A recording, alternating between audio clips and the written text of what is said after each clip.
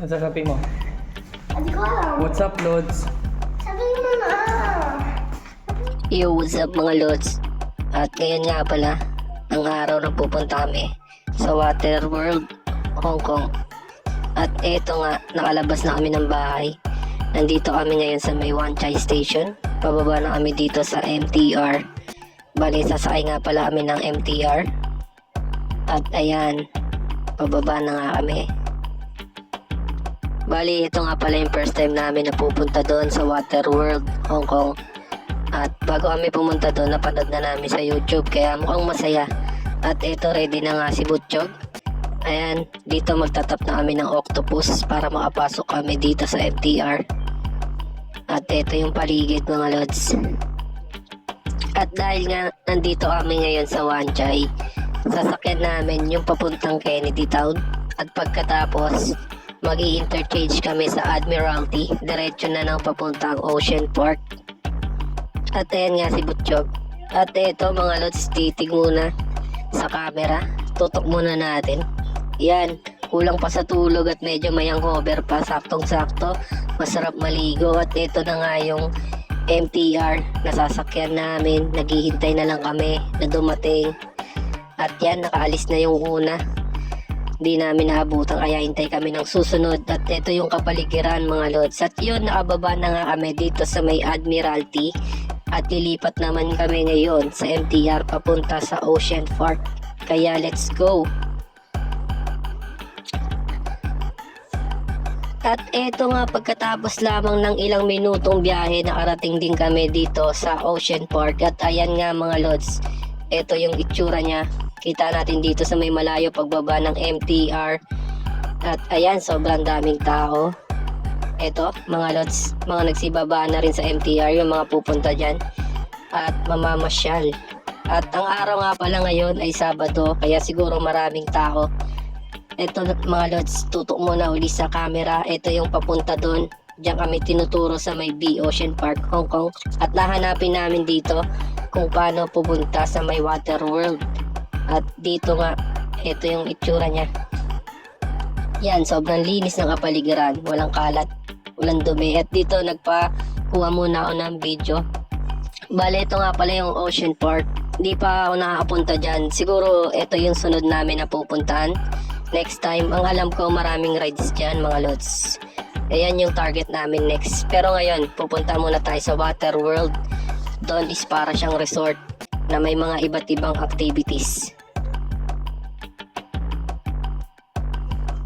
At dito nga, tinuro sa amin na instruction is sasakay kami ng bus dito papunta doon sa Water World. Ang akala nga namin pagbaba namin ng MTR is andun lang din siya, pero kailangan pa sumakay ng bus. Kaya ayan, ito yung maghahatid sa amin papunta sa Water World. At ito nga mga lods, sinihintay lang namin umandar. At dito nga, ayan, umaandar na. Papunta na kami, kaya tamang video muna sa paligid papunta doon. Yun nga pala, tabing dagat din.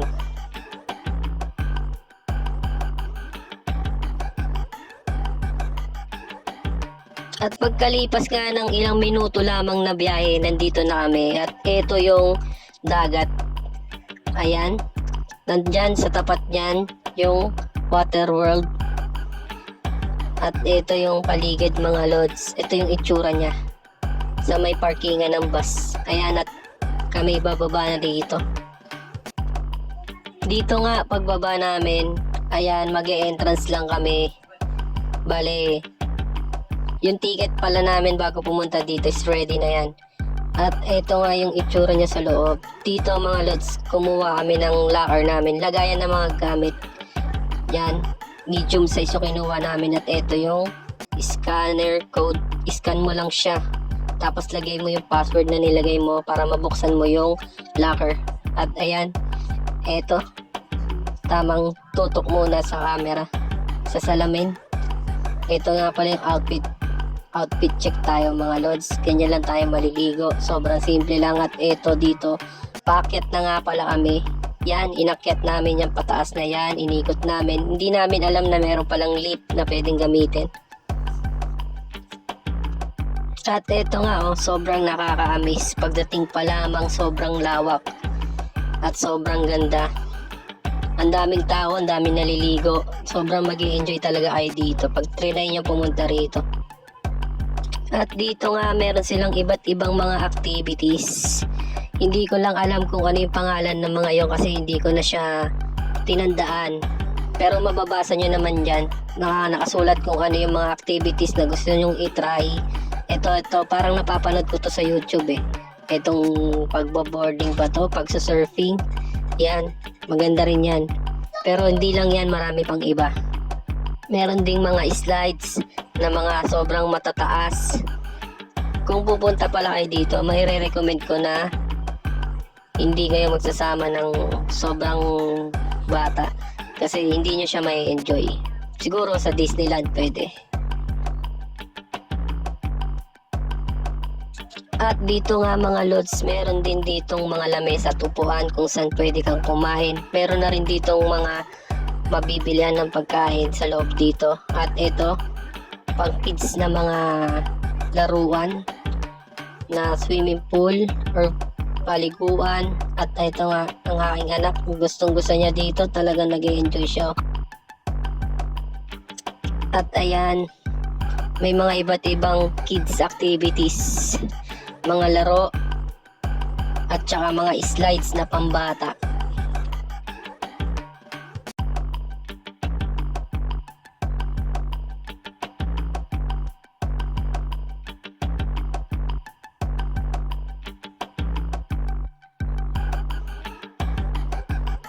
At ayan nga ang itsura dito.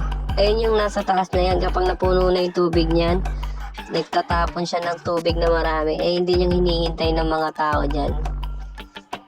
At dito nga, ito, swimming pool siya na merong stage sa taas. Ayan, parang dagat lang siya mga lods. Para siyang beach. Ang ganda ng design niya. Ang ganda ng ambience. At ayan dito, itatry nga namin mag-slide dito. Medyo mahaba rin to, kahit pambata. Gusto ko nga pala mag-slide na dala ko yung cellphone ko, pero bawal daw na hawak yung cellphone.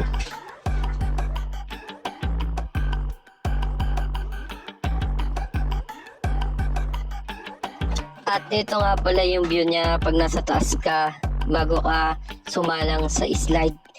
Bale, meron nga palang pila dyan. At dito nga lumabas muna ako para mauna ko ng video yung iba pang kapaligiran niya, yung lugar niya. At eto, sobrang ganda rin dito mga lods. Nagwe-wave yung pool dito. At pool siya pero mukha siyang dagat. O, tingnan nyo naman, mukha siyang beach yung pagkakagawa niya.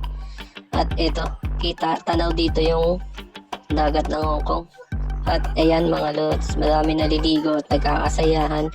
Meron ding mga tugtugan. At eto nga pala, bumalik ako dito.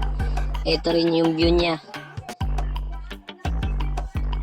Dito rin meron ding pool na nagpo-flow, paikot.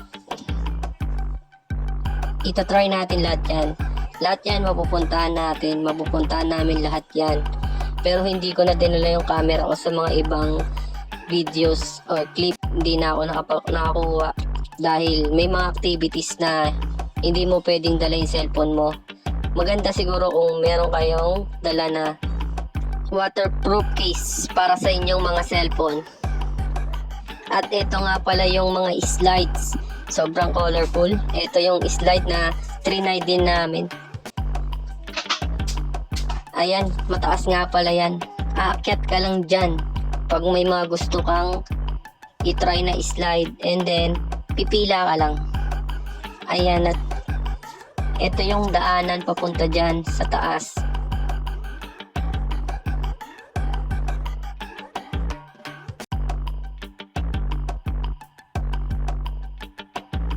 At dito nga pagkatapos naming mag-enjoy, medyo pagod na, kaya ito, kakain na kami. Yan, may baon na rin kaming dala, tapos dinagdagan lang namin ng konting ma-order dyan. At ito, sobrang ganda ng kainan, parang dating social. At ito nga pala dito, umaambon na, pauwi na kami. At inaantok na si Daniel. Ayan siya sa likod, si Butchog kulit. yan, hanggang dito na lang siguro yung video mga lods, hanggang sa susunod.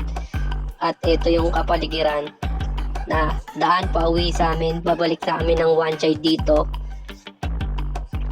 Bale, nagbook na lang kami ng Uber kasi umuulan. At saka, inaantok na si Butchog para makapagpahinga ng maaga.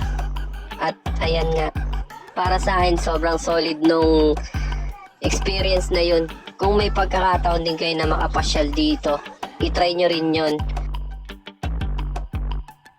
At ito nga, medyo nakakapagod pero masaya.